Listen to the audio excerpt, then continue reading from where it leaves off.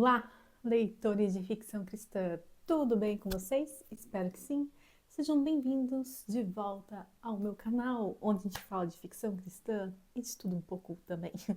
Hoje, inclusive, eu quero falar para vocês, mostrar alguns livros que eu li, falar de alguns dramas que eu assisti e mostrar um livro que chegou aqui. Então, vamos começar com o livro que chegou aqui, que foi A Música das Nuvens, da Arlene Diniz, que chegou nesta belíssima eco bag, gente. Olha isso, que maravilha. Achei belíssima. Inclusive, vou levar para a Fefic. O que vocês acham, gente? Para conseguir levar muitos livrinhos. Deixa eu mostrar o livro para vocês, né? Que vocês estão aqui para ver o livro também, né?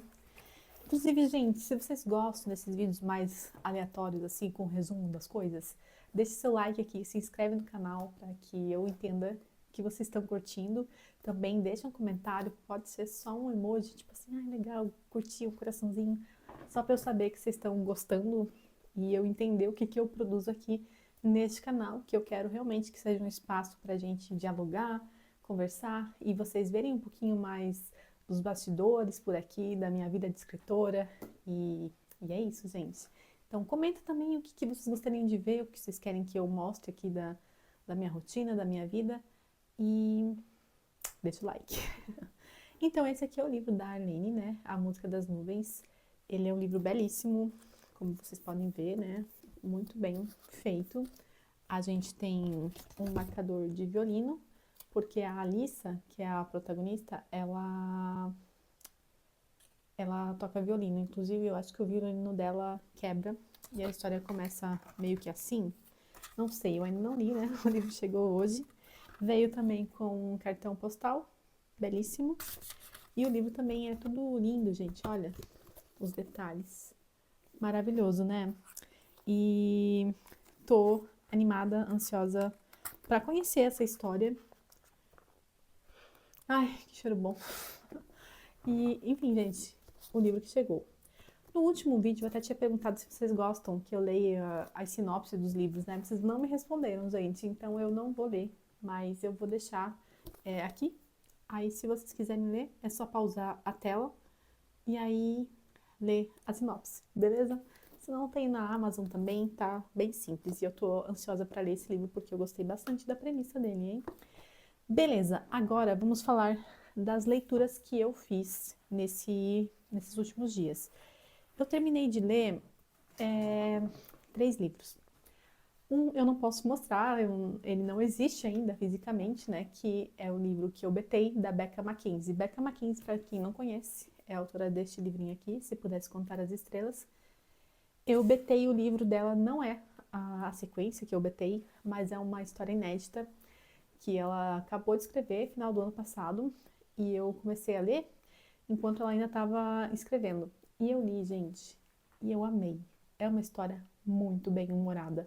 Sério, vocês vão rir muito, vocês vão se divertir demais com essa protagonista dela. É muito boa essa história, tem umas pegadas assim, umas coisinhas geniais que eu, sério, a hora que vocês lerem, vocês vão amar e vocês vão entender do que eu tô falando. Ah, bem que a Patrícia avisou naquele vídeo lá ano passado, porque imagino que este livro vai ser lançado no próximo ano. E tô ansiosa para ver esse livro chegando aí, ver o que vocês vão achar. Para quem for aí da minha geração, tenho certeza que vai se identificar demais com a história dessa protagonista aí da Becca. E, enfim, muito bem humorado, muito legal, eu amei. Já tô recomendando, ela nem falou do título ainda, mas eu já tô recomendando, animada para ler a versão final e editada também. Bom, vamos lá. Outro livro que eu li também foi Dessa Vez é Real. Este livro aqui não é uma ficção cristã, eu basicamente falo sobre ficção cristã aqui no canal, né? Mas eu li esse livro a fim de pesquisa, porque é um livro adolescente, é um livro que tá em alta, e eu comprei na Bienal esse exemplar aqui, na Bienal do ano passado, em São Paulo, e muita gente procurando esse livro, muita gente falando dele já, e muita gente tinha um burburinho em cima desse livro, assim. E eu fiquei muito curiosa para saber o que era, né? Ai, gente, o sol foi embora. Uma nuvem cobriu o sol. Mas atrás das nuvens escuras o sol sempre brilha, não é mesmo? Assim como as estrelas sempre brilham acima das nuvens escuras. Pois muito bem. Então eu vi muita gente falando desse livro e eu fiquei curiosa para ler. E ele tem uma pegada dessa questão do K-pop, né, dos idols asiáticos e das novelas coreanas e asiáticas, enfim, porque a gente vê a protagonista, que é a Elisa, se apaixonando então por um idol, né? Ele é um ator chinês que é muito lindo, todo mundo é apaixonado por ele, e ele é maravilhoso, enfim. E ela quer, o sonho dela é ser escritora. Enfim, deixa eu explicar um pouquinho melhor. O que que acontece? A Elisa, ela passou a vida toda se mudando de um lado para o outro, por conta da profissão dos seus pais. Agora ela está de volta a Pequim, então ela está nesse novo colégio e ela já está acostumada com essas mudanças, ela sabe do drama que envolve essas mudanças. E ela acaba escrevendo uma redação que viraliza na internet. E nessa redação ela comentava sobre como era ser amada, estar em um relacionamento em que ela era respeitada e tal. E acaba que uma das revistas que ela era o sonho dela, porque ela quer ser escritora. E uma das revistas que era o sonho dela lê esse texto e convida ela para ser uma colunista, né? Ser uma escritora aí dessa revista. Só que como que ela vai falar que, na verdade, aquela redação que ela escreveu e que viralizou era uma grande mentira? Como que ela vai admitir? Seria simples, né? Só falando, olha, então, eu inventei isso tudo, não é verdade. Mas ela não consegue falar isso claramente, porque senão a gente não teria o livro, né? O livro não existiria. Não tem aquela história lá que alguns filmes teriam 5 minutos se os protagonistas soubessem se comunicar? Pois bem, esse livro teria 5 linhas se a Elisa soubesse se comunicar. Se ela simplesmente dissesse, pois muito que bem. Não, não é verdade. Não, essa redação saiu aqui, ó, da minha imaginação. Mas não é o que ela faz. Ela alimenta e ela vê, então, no Cass uma possibilidade, porque ele precisa melhorar as suas habilidades com redação. E ela acaba escutando isso. E como ele quer ser o carinha perfeito, ele não gosta que as pessoas conheçam os seus defeitos, os seus pontos fracos. E aí acaba que ela fala assim, vem cá, garoto, deixa eu te falar, você me ajuda e eu te ajudo? E eles começam um fake dating, eles iniciam um namoro falso. E o livro então desenrola esse namoro falso deles, a questão da carreira da Elisa, e fala um pouquinho também sobre todo esse drama dela entender o que é um lar para ela, as mudanças de cidade que sempre forçaram ela a se afastar das pessoas de quem ela gostava, e a relação dela com os pais sempre ocupados, a relação do Cass também com os pais muito ocupados, e claro, a relação dos dois, né, da Elisa com o Cass. Mas basicamente o livro é 90% romance e o restante, os 10%, fala um pouquinho sobre essa questão de carreira, de sonhos, amizade e onde está o lar, onde está o seu lar. E de um modo geral eu achei um livro bem legal, bem escrito, é um romance fofinho, até a Meg Cabot fez um blurb e e ela fala que o livro é uma delícia, é engraçado, fofo e romântico. Eu definiria dessa mesma forma, ele é engraçado, fofo, romântico, ele é clichêzinho, mas é aquele romance para você ler na tranquilidade, antes de dormir, não tem grandes sobressaltos, é uma leitura bem leve, mas, entretanto, porém, eu tenho algumas ressalvas, porque essa questão da mentira toda dela, a gente não vê a Elisa sofrendo as consequências dessa mentira que ela contou. E isso me pega um pouco, porque a gente não vê o arco do personagem, né? A gente não vê o personagem passando pelas consequências das escolhas que ele fez. E, basicamente, nas histórias é isso que a gente vê, né? E que a gente espera, que o protagonista sofra as consequências das suas escolhas. Até porque é isso que acontece na vida, gente. A gente faz uma escolha, a gente tem as consequências dessa escolha. E a Elisa não, acaba tudo muito bem, ela feliz. Não vou dar spoiler como que acaba, mas eu posso falar que ela não colhe o que ela plantou, que foi uma mentira. A mentira não tem uma resolução. O que dá a entender é que vai ter, mas fica na nossa imaginação como vai ser essa resolução, como que vai correr toda a situação. Enfim, uma coisa que eu gostei do livro é que ele é bem leve, assim, não tem cena hot, não tem nada assim. Mas, novamente, não é uma ficção cristã, mas é um livro que eu li mais por pesquisa mesmo, né, para entender o que está sendo lido, o que está sendo comentado, o que as meninas estão lendo, o que elas estão gostando. E é isso, gente. Um livro fofinho, romântico, e para quem gosta de K-dramas, vai gostar desse livro aqui, porque ele é muito um dorama. Ba Bakashi.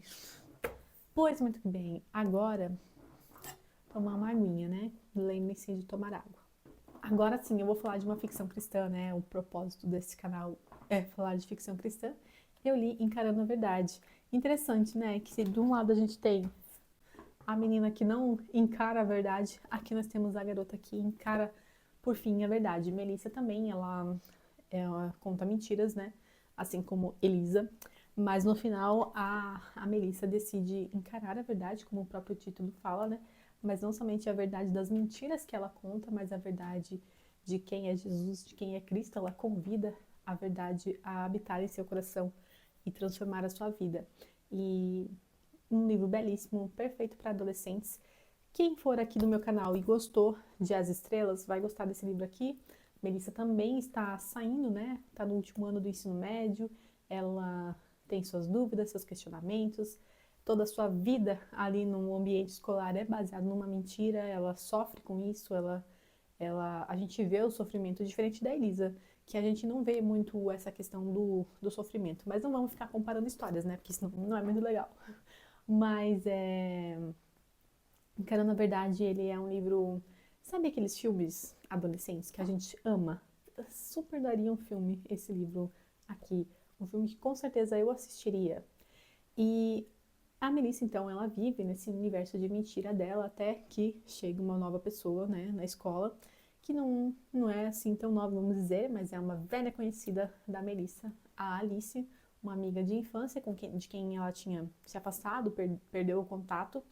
E aí, então, quando a Alice volta para a vida da Melissa, Melissa já não é mais aquela garota que não era popular, que era deixada de lado, e a Alice quer, então, fazer parte dessa nova história, dessa nova vida da Melissa. Ela também quer ser popular, então faz uma chantagem, ela fala, ó, Melissa, é o seguinte, você aí tá toda popular, eu também quero, senão eu vou contar para todo mundo quem você é de verdade. Tudo isso aí que você tá falando, dos seus pais, das viagens, eu sei que tudo isso aí é mentira. Mas Alice tem um primo, que é o Nick, gente. E o Nick acaba fazendo algumas perguntas bem interessantes para Melissa, do porquê, das motivações, se não era melhor ela encarar a verdade, e, enfim, ele começa a apresentar Jesus também para Melissa. E aí, com isso, a gente tem aí a transformação dessa personagem. Claro que não é tão simples assim, tem um drama no meio, né? Mas é uma leitura muito fácil. Eu li esse livro na academia, quase 70% dele foi lido na academia, na esteira. Aqui, ó, gente. Caminhando e lendo. E foi muito bom porque eu não curto muito fazer esteira. Eu faço porque tem que fazer, né, gente? Porque a gente precisa se movimentar nessa vida, né? Mas esse livro me ajudou a enfrentar, a encarar a esteira, né? A Melissa encarou a verdade e eu encarei a esteira enquanto a Melissa encarava a verdade. Então fica aí a dica, gente, para vocês. Ficção cristã, muito boa, perfeita para adolescentes. Este livro é muito bom. Muito que bem, então esses foram os livros que eu li. E agora deixa eu fazer comentários bem rápidos e breves para esse vídeo não se estender muito, que foi 2 doramas que eu assisti. O primeiro, Se a Vida Te Der Bergamotas. Brincadeira, Se a Vida Te Der Tangerinas. Eu assisti esse dorama na Netflix esse mês, né? Ele acabou de ser lançado, todos os episódios. E, gente, falar pra vocês, entrou no meu top 5. Entrou no meu top 5. Deixa eu só mudar aqui, porque esse sol tá pegando aqui. E eu acho que não tá muito legal. Aqui talvez fica melhor. Prontinho, saí do sol, né? Porque não tava muito legal, né, no vídeo. Mas enfim, Se a Vida Te Der Tangerinas, ele é um dorama muito bom. Ele é um dorama muito sincero, muito profundo. Ele tem ali aquela coisa da vida real, sabe? Que as coisas as lutas do dia a dia, as lutas da família para conseguir aí uma vida melhor para os seus filhos. Ele é um dorama que se passa no interior da Coreia, então a gente não vai ver CEOs, a gente não vai ver aquela coisa cidade grande, mas a gente vai ver a realidade rural, uma realidade de interior da Coreia. E pelo menos eu me identifiquei muito em vários momentos, em vários pontos. Eu vi a minha família em vários momentos ali, as lutas que os meus pais enfrentaram, as lutas que eles lutaram de sair da casa dos pais, de sair da casa dos sogros, para construir a sua própria família, para construir a sua própria história e os trabalhos e enfrentar o trabalho com força, com garra, se machucando muitas vezes, tudo pensando no bem da sua família, né? Não medindo esforços para colocar sempre a família à frente, né? Em um lugar de prioridade e se negando, né? Se colocando, se deixando em último, aí na sua escala de prioridade, se deixando em último, mas colocando à frente as pessoas que você ama. O dorama, obviamente, não é cristão, né? Mas ele tem várias reflexões que cabem à existência humana, né? Essa questão da família, de você ajudar um ao outro, de você valorizar as relações de pai, mãe e filhos, né? De mãe e filha, de pai e filha, e como a vida, né? Ela prega surpresas nas pessoas, como a vida às vezes nos pega desprevenidos, despreparados, e nos prega peças muitas vezes. E como a família ajuda então a superar esses momentos com graça, né? Com, com leveza muitas vezes, né? O mundo está caindo ao redor e você tem aí a sua família, né? As pessoas que estão do seu lado, que são a sua família, e te ajudam a atravessar esse momento. É um dorama muito bonito, ele traz reflexões assim de extrema delicadeza e nos coloca em um lugar de vulnerabilidade, assim, de você se ver naqueles personagens. E se você for ver, quem tá assistindo tá chorando, gente. Eu tenho uma amiga que ela até comentou assim que ela não é de chorar. E realmente, assim, eu nunca vi ela falando assim sobre essas ser mais emotiva com histórias, sejam livros ou dramas, e ela chorou bastante. Então, é um drama que tem muito assim, ele pega em alguns lugares na gente, sabe? Essa coisa do pai e da mãe querer o melhor para o seu filho e o filho querer o melhor para o seu pai e para sua mãe. E muitas vezes ter dificuldade de demonstrar isso porque não quer parecer fraco, não quer parecer vulnerável diante dessas pessoas. Mas tem uma cena que me pega muito desse dorama, que é porque a gente vai acompanhar brevemente, sim, 3 gerações de mulheres, né? A, a avó, a mãe e a filha, né? Vamos falar assim, né? Que nomes, ai, gente, não vou conseguir falar o nome delas. Mas então, essas 3 gerações. E aí, a filha tem um momento em que ela tá na cidade, ela tá estudando e ela tá passando por muita coisa, falta de dinheiro, e ela tá estudando bastante e o trabalho não tá simples, ela tá sendo colocada em situações complicadas por conta de onde ela vem, enfim. E aí ela tá nessa situação e ela não quer contar para os pais dela. E aí o pai vem visitar ela. E quando ela vê, ela tá no ônibus, e ela vê o pai no ponto de ônibus esperando por ela, ela desmorona. E essa cena me pega muito, assim, sabe? Porque ela vê o pai ali e ela sente que ele tá ali pra ela, sabe? E, e ao longo do drama a gente vê o próprio pai dela falando, olha, se não tá bom, se não tá conseguindo, eu tô aqui, volta pra mim.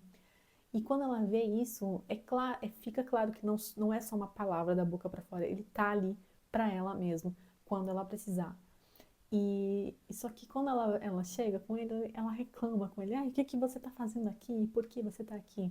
Ao mesmo tempo ela pega a mochila dele, ai, por que que você tá carregando essa mochila? Ajeita a mochila dele. E então você vê que o amor tá ali, sabe? Apesar de não saberem como demonstrar, apesar de não ter o saranhê, né? Eu te amo. Mas ele tá ali em, em, nos pequenos gestos, sabe? Esse dorama é muito bom, gente, sério. Entra no meu top 5 fácil. Ele é de uma sensibilidade maravilhosa. E se você tá precisando aí chorar um pouquinho, tá precisando de um drama, esse é o drama perfeito para você, porque ele vai te pegar e vai te pegar e vai fazer você chorar em algum momento, você vai se identificar, vai ver a sua história ou a história da sua família em algum momento. E aí o outro que eu assisti foi Amor e Batatas. Esse já é um pouquinho mais dramédia, né? Assim, talvez mais voltado para comédia do que pro drama, mas basicamente a gente tem a MK, que ela era uma profissional bem-sucedida e tal, acabou se envolvendo com uma pessoa errada, perdeu seu emprego de forma totalmente injusta, mudou toda a sua vida, foi para o interior e começou a trabalhar em um laboratório de batatas, construiu toda a sua vida ali. E daí a gente tem aquele ambiente de escritório comum de dorama, né? Que é aquela palhaçada, aqueles colegas de trabalho sem noção, e brincadeiras, e enfim, que dá uma descontraída, né? No drama. E aí acontece que dessa corporação da qual ela foi demitida, ela não quer ouvir, não quer ver nem a logo, não quer ver nunca mais nada de ninguém de lá. E acaba que, por fim, o laboratório é comprado por essa grande corporação e então ele vai ser ligado a essa matriz, né, essa corporação, da qual ela não queria nem ouvir falar e acaba voltando a trabalhar neste lugar, do qual ela preferia nem lembrar, né, da existência. Então, nessa transição, né, vem um diretor para fazer todo esse processo e cuidar de tudo, né? E é claro que ela vai se apaixonar por ele, então a gente tem aí a construção deste romance, né, da mocinha que fugiu da cidade e veio para o interior e construiu sua nova história para, com o diretor fechado que só quer demitir todo mundo, que inclusive aí tem uma responsabilidade pelo passado doloroso da protagonista, e eles acabam se conectando e aos poucos um vai mentindo para o outro, né, escondendo na verdade, escondendo algumas informações, e quando tudo se desdobra, eles se abrem e brigam, e é aquele drama todo. Mas esse drama, né, Amor e Batatas, ele tem mais aquela questão da comédia mesmo. E eu achei que foi bom assistir esse drama depois das Tangerinas, porque o das Tangerinas foi muito pesado, assim, foi. Eu chorei demais, cara, eu chorei como se não houvesse amanhã. O das batatas, assim, não foi assim, ai, morri de rir, né? Passando mal de rir até hoje. Mas foi um bom contraponto, assim, né? Pra todo aquele drama das tangerinas, as batatas vieram aí pra, pra fazer sorrir um pouquinho e ter essa. Qual que é a palavra, gente?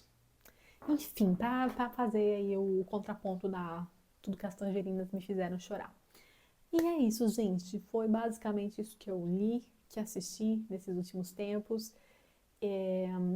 Me conta aqui o que vocês assistiram, se vocês têm algum dorama para me recomendar. Inclusive, estou aberta a sugestões porque estou precisando de um novo dorama aí, um novo drama para assistir.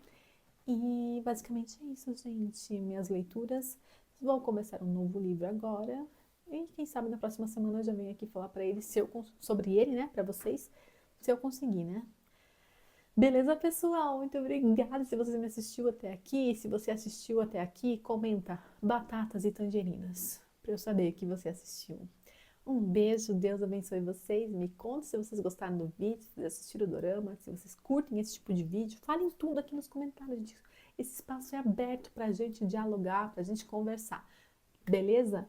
E agora, tchau. Até mais.